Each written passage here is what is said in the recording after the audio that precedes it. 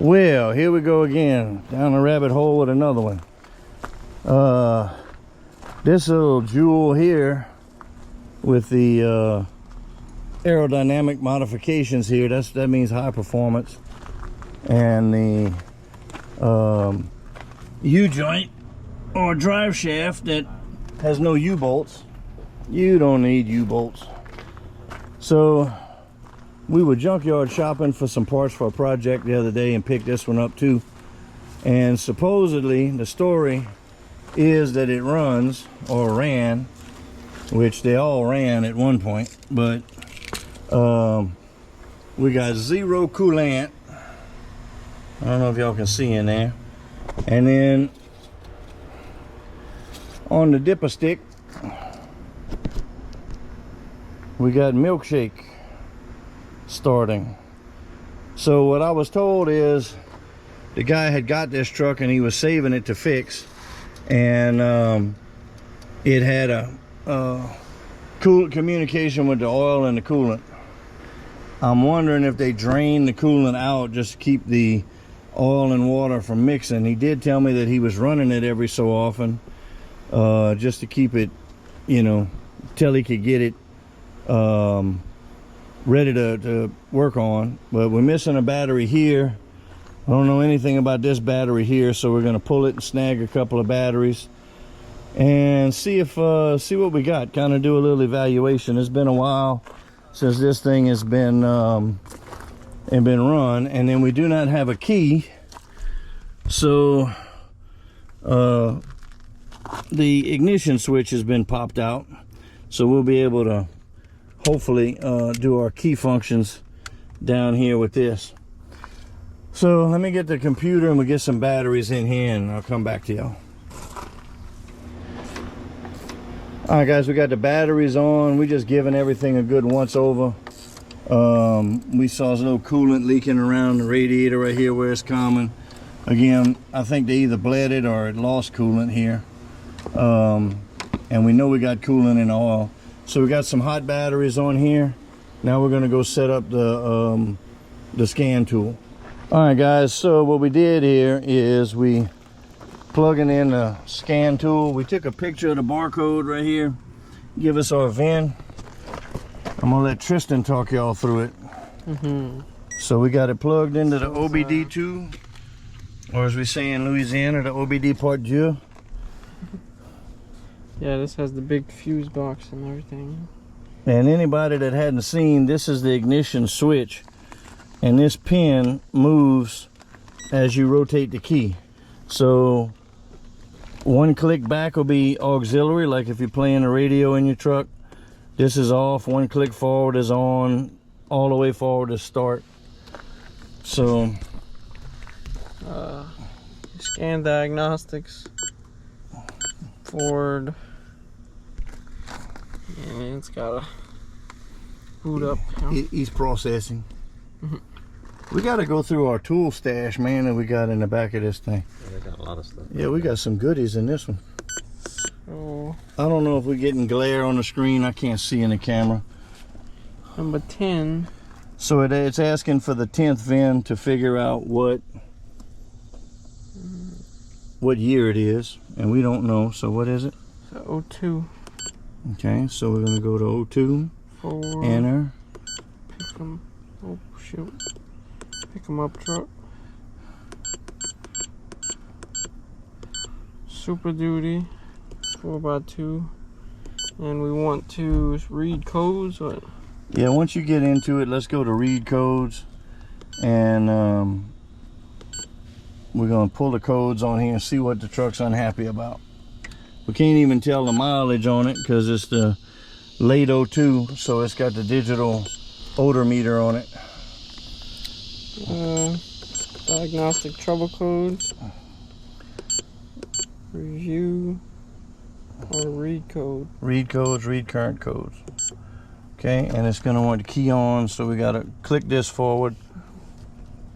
Click this forward. I got one hand. You have to hold it and this way toward the dash. Till the no, the other way.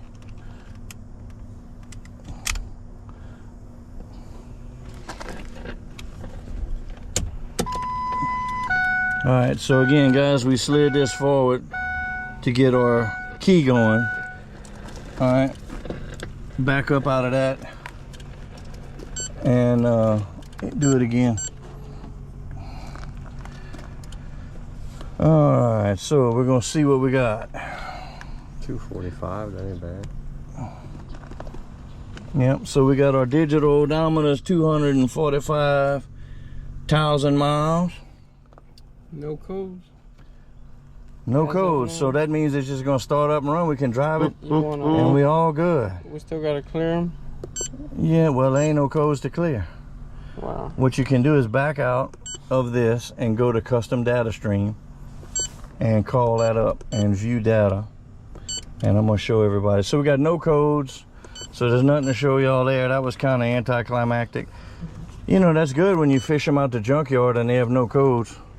Maybe this one just has amnesia. That'll start remembering. Oh, I'm gonna have to set this one up. Doggone it. Man, it's hot.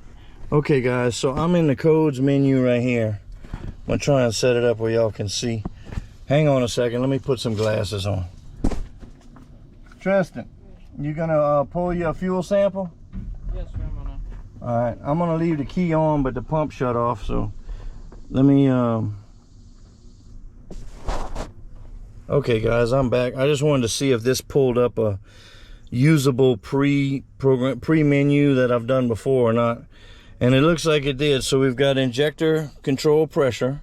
So that's our HPOP pressure. Engine oil temp, RPMs we're gonna be watching. RPMs will tell you whether your throttle cam position sensor or crank position sensor is good. Manifold gauge pressures, turbo boost, so we don't care about that right now, or exhaust pressure, or wastegate. Vehicle volts will be handy to know because it'll tell us if it's charging or if the alternator's bad. Barometric pressure we don't need. And the injector pressure regulator duty cycles, these two should be chasing each other. One's what the computer is asking for and one's what it's getting. So we're gonna let that sit for a minute. That's all ready to go. Now, we've checked the coolant. We know we don't have any and we're not gonna put any. So what we got is, we got the Sam's draining, I'm gonna hit the key one time. yeah, hit the key. It's on, but just click it off and click it back on. Slide to the seat and then back forward. So we're gonna cycle the fuel pump, see if we can blow the dirt daubers out of the little hole. Hey, what's it reading on the fuel gauge? So we're trying to see if we got any fuel to work with. Shut that off. I'll just leave it. Hmm? Little thing. Yeah, if it ain't, you can leave that open for right now. Alright. Yeah, the fuel gauge. How much diesel you got in it? Not on the dash. There's a 7.3 Super Duty that don't have a fuel gauge. Oh, how much? Oh, talking about how much fuel in the tank? This is what we call elevator not going to the top. I got a fuel pressure gauge on my The truck. P-Rogue is going down the bayou, but there ain't nobody paddling. I'm looking at the computer thinking He ate gumbo for lunch, y'all. He ain't been right since. it's got a quarter tank in Okay, so it's all right. Yeah, so that's perfect. It's right in the danger zone. If the foot fell off, we're not gonna get nothing. Okay, so we're not getting anything in the drip pan. So we're gonna have to listen for the fuel pump. Triston, come over here and put your ear. You got fuel? Okay, close your ball valve. All right, hold on. A lot of that black wasn't in there. Okay, well, what I'm looking for is, you know, guys, on the deep end right here, you would see a big bubble, like a level bubble, down at the bottom if you had water in it. So we got no water in the diesel, so that eliminates that problem. We just got water in the oil. And a lot of grit and gradu that wasn't in there, but okay, we're gonna get ready to spin her over and see what we got. We'll come right back to y'all. Let me see. So pull it not all the way in. You can pull it all the way back to the seat and then go one click forward, and that should be off. Okay guys, look, if you got an O2 and you can figure out how to undo this, this wire's got a little peg in it. This is your signal wire going down to the starter. So we have the key off. We don't know anything about this motor. We want to bump it a little bit, and with no key, we are worried we can't shut it off quick. So if we hear anything weird, we want to be able to shut it off. So we have the key off. I'm gonna take this peg in here and touch it to the bolt, see what we got.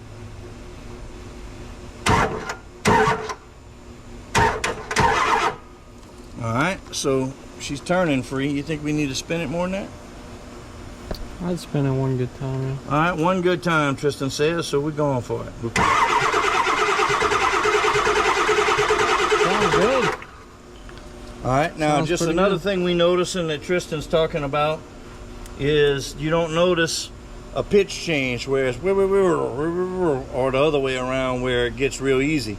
So there shouldn't be any high or low compression cylinders.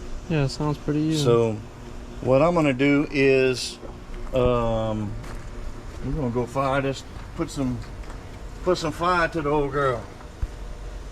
So all that does is just bump the starter, right? What y'all just did, right? It doesn't ignite. It has no ignite. yeah, it just bypasses the key. Okay. If you got the key on and the key's on the run position, it'll start up. That wire is coming from the key and it activates that solenoid. If you look over that, well, no, this one has a solenoid on the starter. But you know how you can jump the two big posts on a solenoid with a screwdriver to spin the starter? Like Peg always does? That wire that I unplugged is the signal wire from the key. Oh, it's probably just person error. Sounds funny. All right, sir, you filming? Yes, sir. All right, I'm monitoring my parameters and It's Parama Jam. Fire it.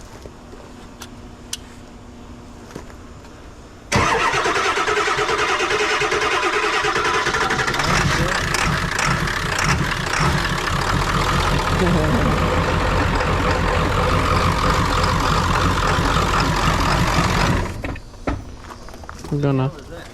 Huh? That was a loud clunk. I don't know what that was. one of y'all, see if y'all can kind of look under here. Because that drive shaft is out. You know, I'm wondering if they cut that drive shaft and there's a little tail on the U-joint. It's weird. It did Yeah. good. It went up to 3,200. And when it was doing that rump, it was in the 2000s and then it came down to 800. Yeah, we still got a drive shaft. We got a little stub. Oh, wait, hang on. There's a hanger bang on these things, right? Yeah, it's a two-piece. Alright, hold on. Yeah, you got a little, it's past the hanger bang. It's like right here, but it's like a little tail. Okay, watch it when I crank it and just see if it's flopping and it's, because I got it in park, but you know, it can idle without no load on it. Just watch it and see if it's doing anything. All right. Okay, guys, I'm gonna show y'all right here. So this is off, that's on. We're gonna go up to, if I can do it one hand, it's kind of stiff.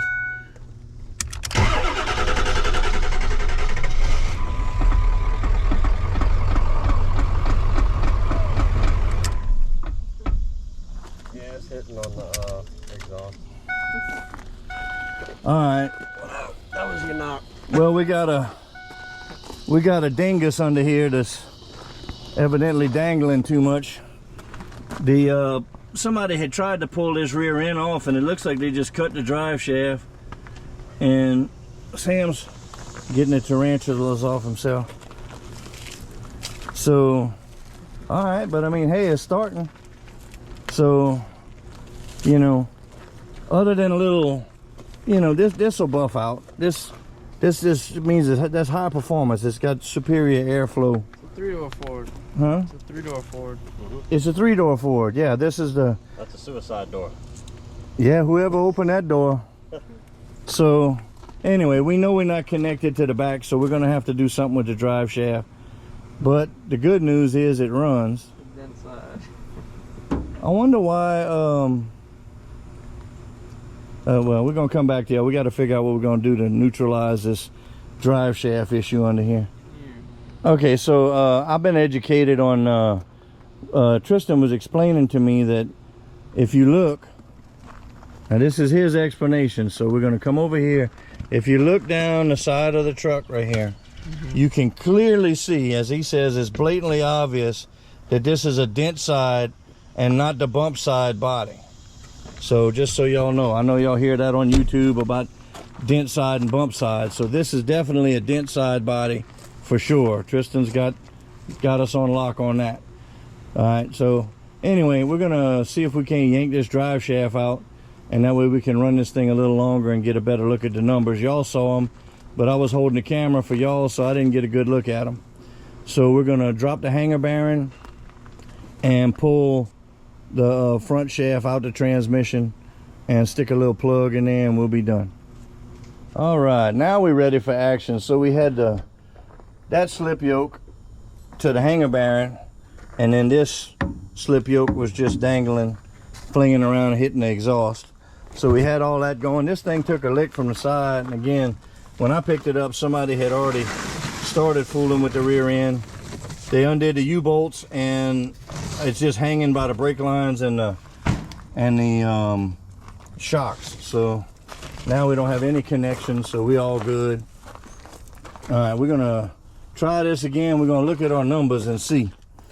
So I'm gonna delete a few of these things just to the bare numbers that we want, and I'll tell you what that is when we come back. I can't look at the screen for y'all and do that at the same time. Okay guys, so we got this done. I trimmed a lot of the fat off just so we can see what we want to see.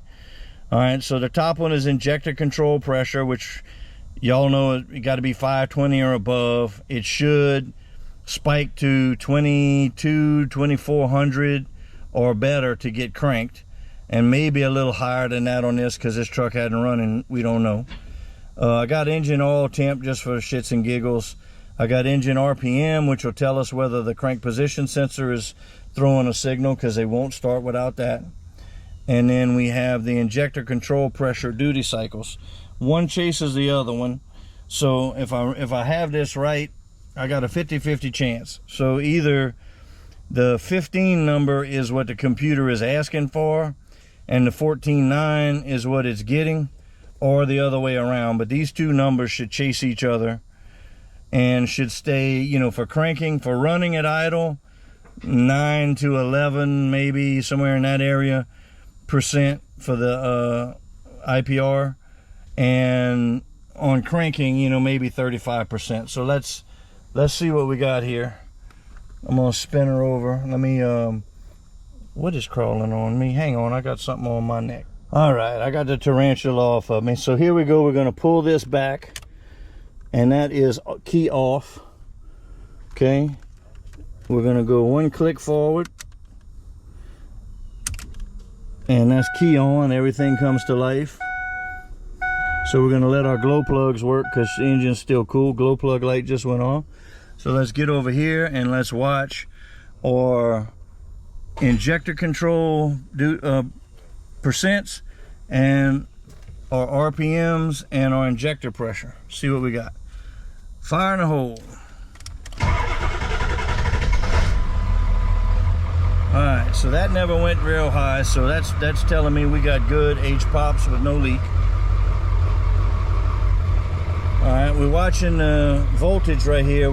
It's creeping up, so we might actually have a charge going on. All right, RPM's looking normal, and we're, you know, you should have around 650 to the low 700s for a cold idle, and 550 to 600 for a warm idle. Well, we found, all right, so that's our numbers. Sorry to cut y'all off real quick. Oil looking coolant. That's how bad the oil cooler is. Good Lord, this thing was totally empty, and now it's full. Oh, so the pressure went through the other way. Oh, it's coming from somewhere. Yeah, that's oil pressure back feeding into the thing. We got a major problem going on with the oil cooler. Hear how it idles and then That's the pressure it's losing. So if y'all noticed when it was idling, it stumbled a couple of times. And if you remember, this was completely empty. What the fuck? And this was cleaner. And so we ran it, and we got so much communication between the oil side and the coolant side that we completely burped up and overfilled this thing. So yeah, we got something going on here. Hopefully it's not a head gasket issue, and hopefully it's a coolant issue. Was there oil dripping underneath, or is it just vomiting out right here? I thought it was oil with how it looked, but it was coming nowhere from near the oil cooler. So we had a volcano going over here? Oh, what? It was... Mount 7 Threvius. Okay, so now we know that we got some serious something kicking back into the coolant system. So we'll have to pick up from there. But she is running and she's got normal numbers, so we figure out the coolant system issue and we might have something. Question, would it be any good to put the cap on and run it a little longer to see if would we want to try and indicate a head gasket? Or I mean, that's a lot to be kicking back just through the intercooler. if it was an oil cooler, you would think it would It didn't initially have anything coming out the top whenever you first cranked it up and started running it. Like it didn't do none of that on our first time we started it. It may be an oil cooler. Well, we'll probably start with the oil cooler and see from there. But we do have a running truck and the numbers look good on the scanner, so we're good there. As long as we don't, I guess, well, we're gonna kick this around a little bit and see what we come up with here, and we'll get back to y'all in a minute. Alrighty, y'all, so this here is gonna be a oil cooler job. We was having major oil in the coolant system. Anytime you crank it up, you would get a geyser of some pretty looking milkshake through the coolant system. So we're going ahead and draining all our fluids, including the engine oil and engine coolant, and then we're gonna pull the engine oil cooler off the block. Show y'all how that's done. The engine. That's not a bad idea. So here, guys, we're pulling the oil filter side of the oil cooler. We're gonna go ahead and take our 2 bolts out, disconnect our electrical block heater, and then pry off that and be ready for the grate. Y'all see. As you can see, it's not looking too great.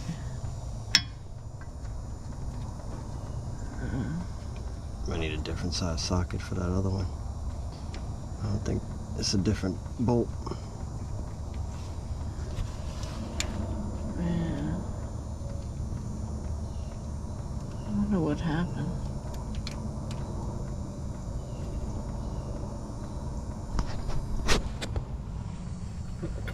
What in the frick? But they got blue stuff coming out of this truck. That's crazy. You sure I shouldn't go crack them other ones a little bit in the front? You should be able to. It's giving a little bit. I just don't want to go stupid with it. You got O-rings on both sides. I don't know if you let's see here. What the fuck is blue? That's the coolant. That's crazy. Gotta be the old coolant. That's not quite mixed in yet. It's wild. Because that came out the radiator. Alright, guys, so my mistake. We got 3 bolts holding the back housing and 2 in the front. So we'll go ahead and pull our triangle of bolts and give it a pry. It shouldn't be that hard, but you just have to be ready for a fountain of coolant and oil, and in this case a mixture. And I hope we're unhooked from that winch truck. It's pulling away.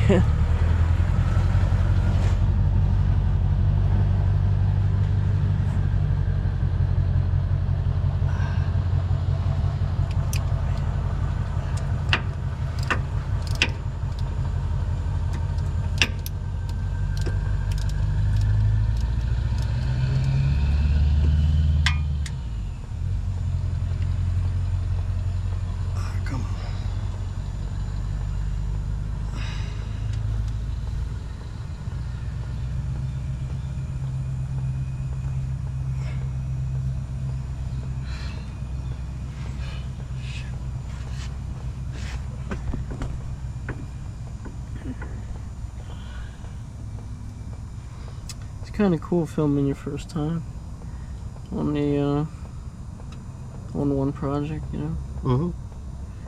It's like my first all cooler. You never know what might. I can tell you what not to do, brother. So. Something may go awry. Yeah, sure enough. Prevent that.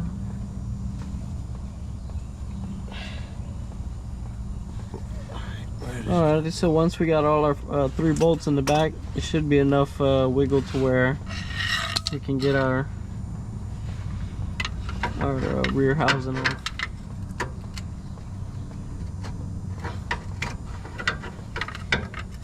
We're really just trying to drain it to where we can. Oh, phew. That was some camera work there. That's incredible. Yeah, that blue's got to be cool, man.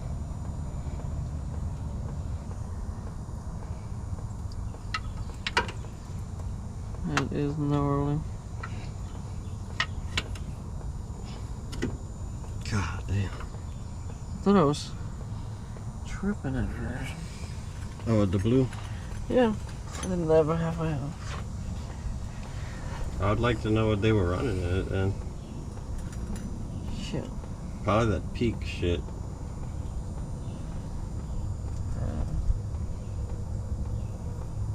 For whatever reason, that didn't mix, I guess.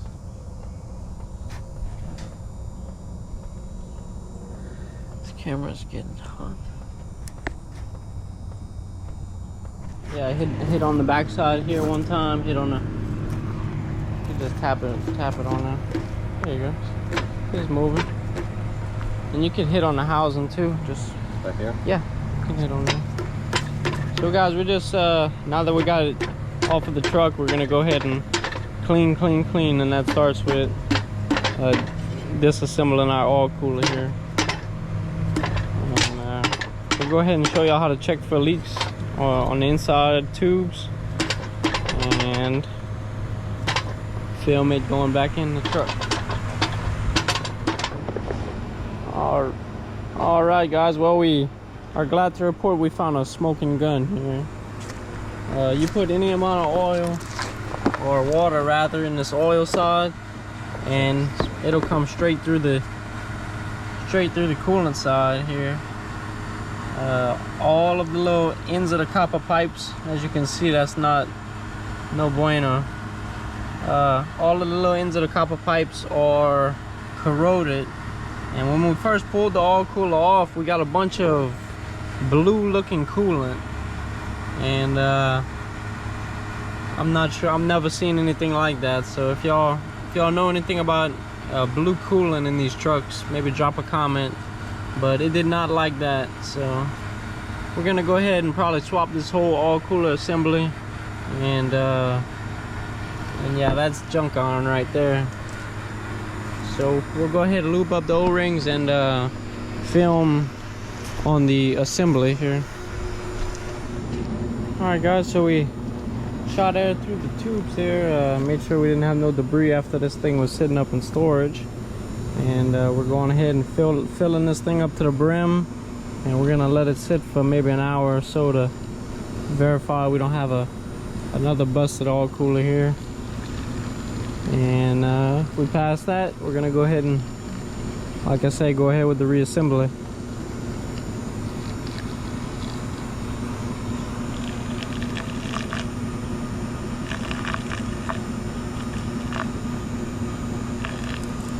I don't know if you level or what, but No, it's not quite.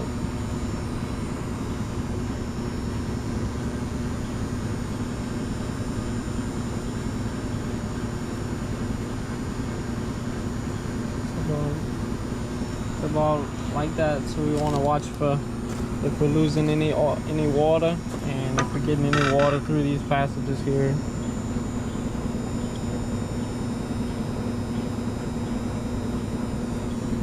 We'll go ahead and let that sit. Alright, y'all, so we're going ahead and pressing the first rear housing on the cooler here. Got our one and only alignment dowel lined up here, and we'll go ahead and set her on in there. It should go in with relative ease. I'll show you. Go ahead, give us some pumps.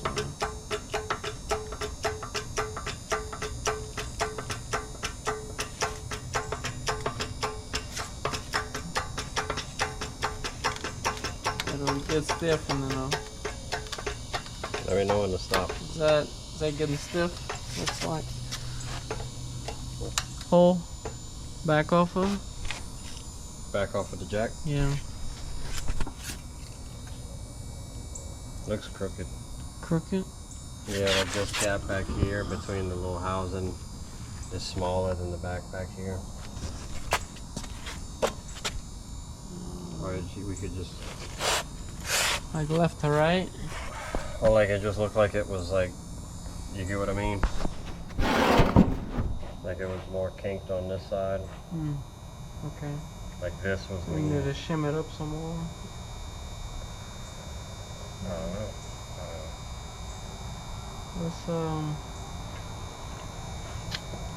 Let's take it down.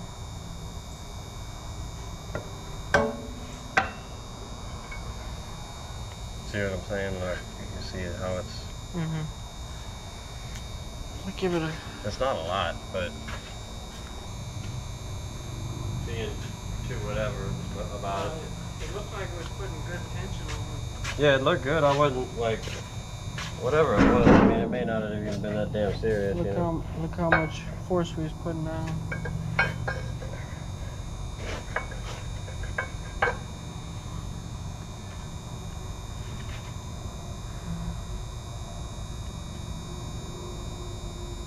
I mean, you could flip it 180 if that. I think that might do something. Fuck it, man. Let's just roll with it, dude. It's enough of this. Line your thing up over there if you need.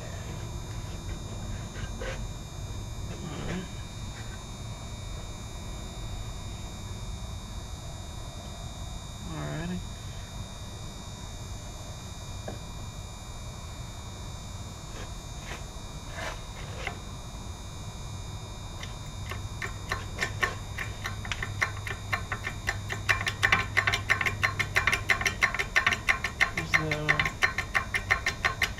Is the bleeder screwed in? There you go.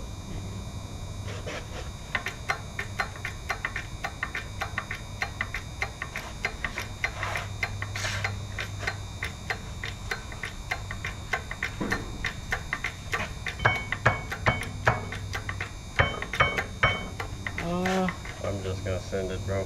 If it shouldn't be that hard.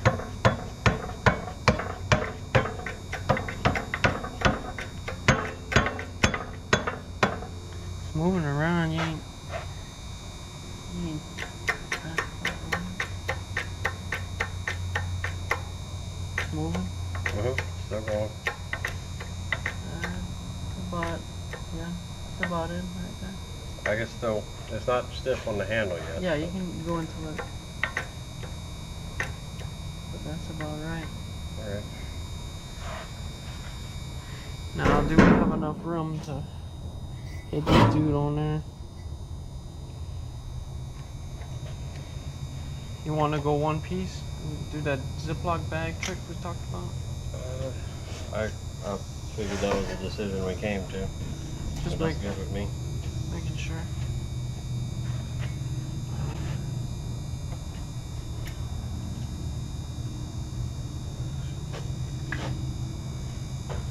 So are we gonna just leave them like this? Can you come? No, it's about all you got on the jack. Let's go ahead and. We could drop it a peg. Yeah.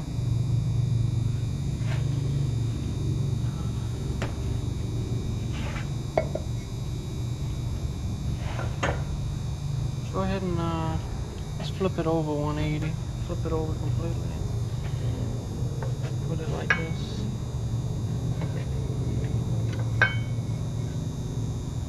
Sure you don't want to oil those up a little bit more? Or? Yeah, let's put it.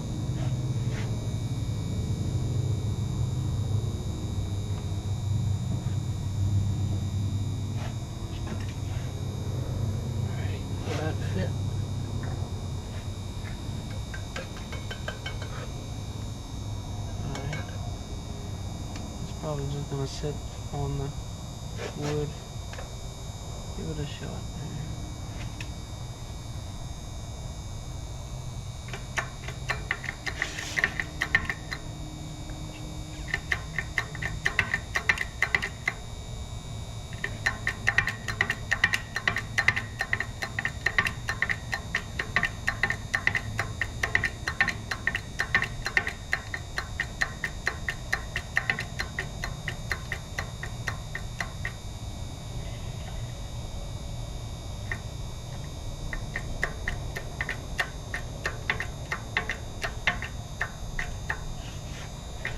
Looking good.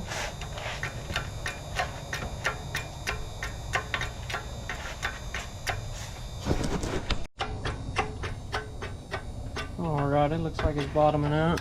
Whoa. Okay, you all the way. Now if it stays in there, then we got a good connection here. We're a little bit off on our mating flange, but we'll make that work here. We'll go on with the truck here. Alright y'all, well this is the next day after the install here. We got caught by the rain yesterday afternoon and didn't get the filming procedure on the way in, but we got our 2 gaskets and our 5 mountain bolts torqued to 18 foot-pounds front and back there, and hopefully y'all seen how the oil cooler gets pressed together. If not, we have more detailed videos on the channel on that.